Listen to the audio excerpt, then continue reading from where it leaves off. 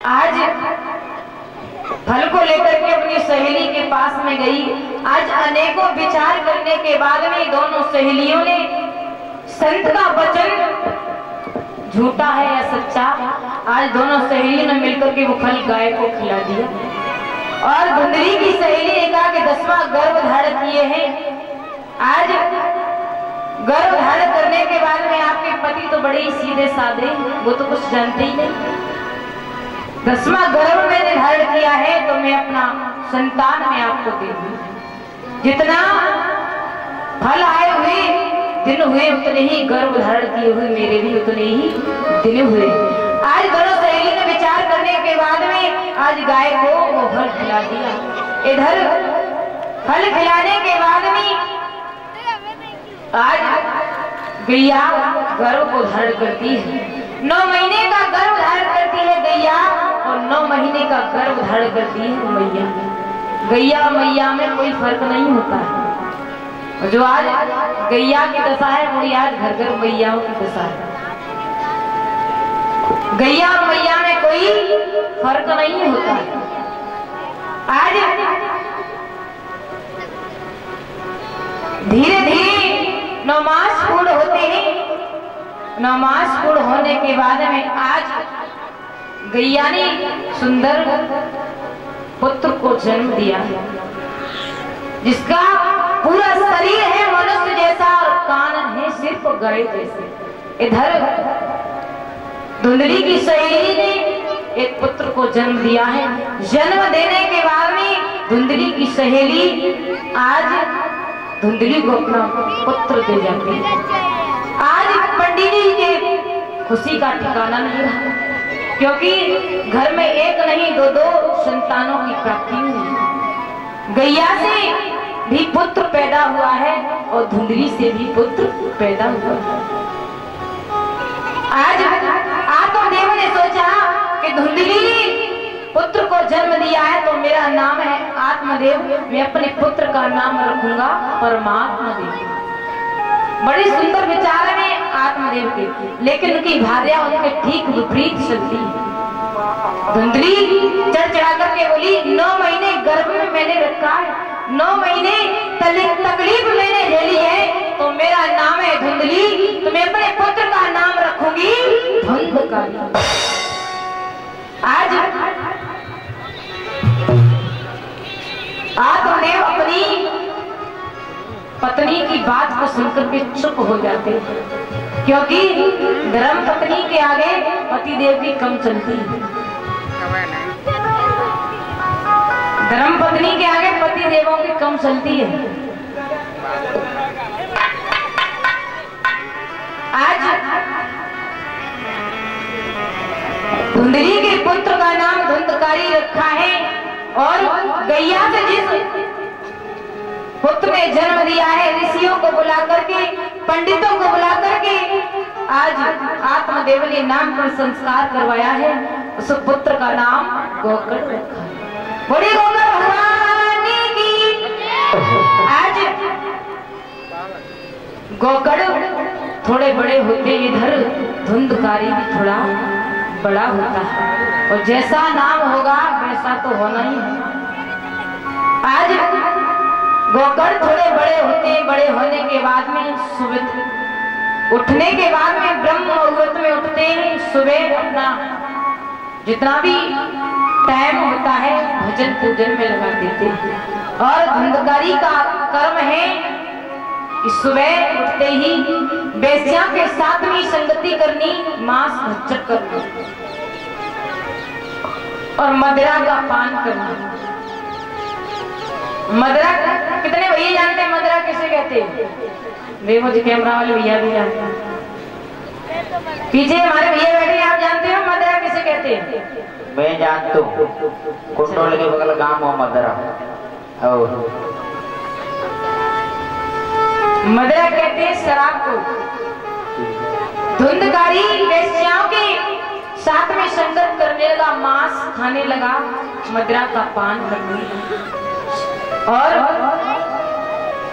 पत्ते भी खिलने लगे। अगर मदिरा का पान व्यक्ति करता है तो इतना बर्बाद नहीं होता, क्योंकि एक दिन में 1-2 की पी लेगा। और ताश का अगर व्यक्ति संगत में पड़ जाता है तो घर के घर चले जाते हैं, खेत के खेत चले जाते हैं।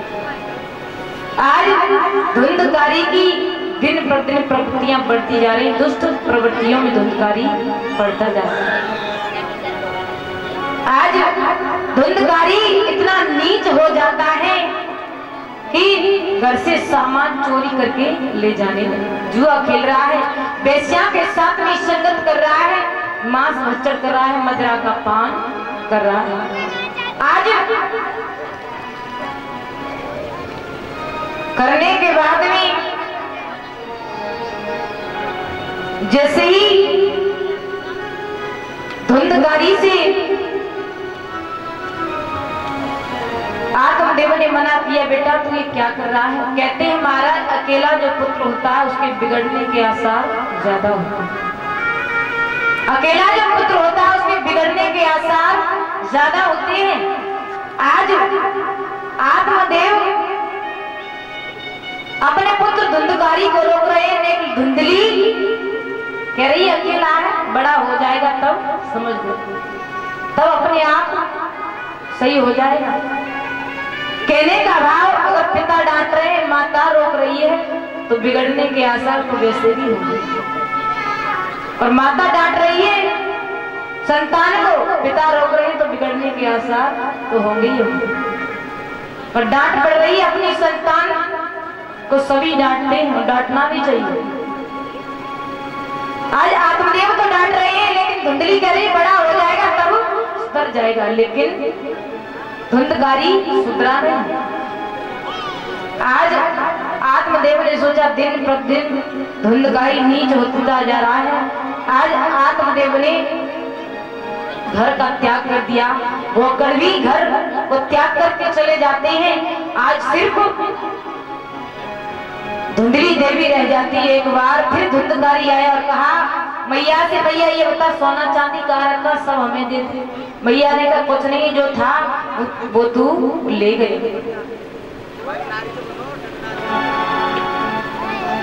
आज जो कुछ था वो तो सब ले गया। आज धुंधकारी अपनी मैया पर डंडा लेकर के दौड़ता है, तो मैया ने कुएं में देकर के अपनी जान दे दी। आज जान दे दी तो बेश्या के पास में फिर धुंधकारी जाता है। धुंधकारी को जाने के बाद में आज बेश्या ने विचार किया कि ये तो नीच प्रवृत्तियों में धुंधकारी पड़ चुका है, लेकिन राजा ने अगर हमें पकड़ लिया तो हमें भी दंड मिलेगा। आज धुंधकारी को बुला करके बेश्याओं ने मदिरा का पान करवाया, मांस भक्षण करवाया और चारपाई से बांध लिया।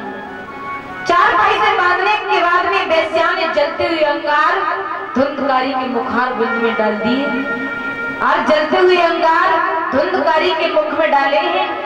डालने के बाद में धुंधकारी की वहीं पर मृत्यु हो जाती है। आज धुंधकारी की मृत्यु हो जाती है। इधर धुंधकारी की मृत्यु को सुनकर के गोकर्ण ने गया में श्राद्ध करवा दिया कि मेरी भैया धुंधकारी की बेश्या के द्वारा मृत्यु हो गई। कहते हैं महाराज कि गया में अगर श्राद्ध कर दो तो 100 श्राद्धों के बराबर होता है। गया बिहार के पास में पड़ता है। अगर आप एक बार गया में श्राद्ध करके आओ तो वो 100 श्राद्धों के बराबर माना जाता है। जो अपनी पितरों की अस्थियों को लेकर के गया में जाते हैं उनको श्राद्ध नहीं डालना पड़ता। लेकिन यहाँ पर संतों को शंका हो जाती है। यज्ञपति महाराज,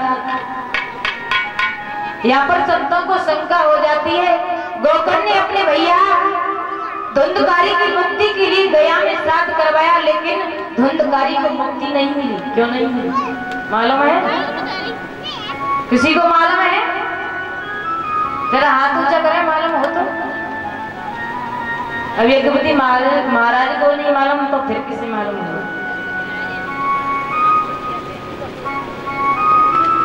आज कहने का भाव कि गोकर्ण ने अपने भैया धुंधकारी की मुक्ति के लिए गया में जो श्राद्ध करवाया, तो वेद मंत्र जो लग रहे हैं वो आत्मदेव और धुंधली के नाम थे, लेकिन वो धुंधली का पुत्र था ही नहीं। लेकिन वो धुंधली का पुत्र था ही नहीं, इसलिए उसे मुक्ति नहीं मिली।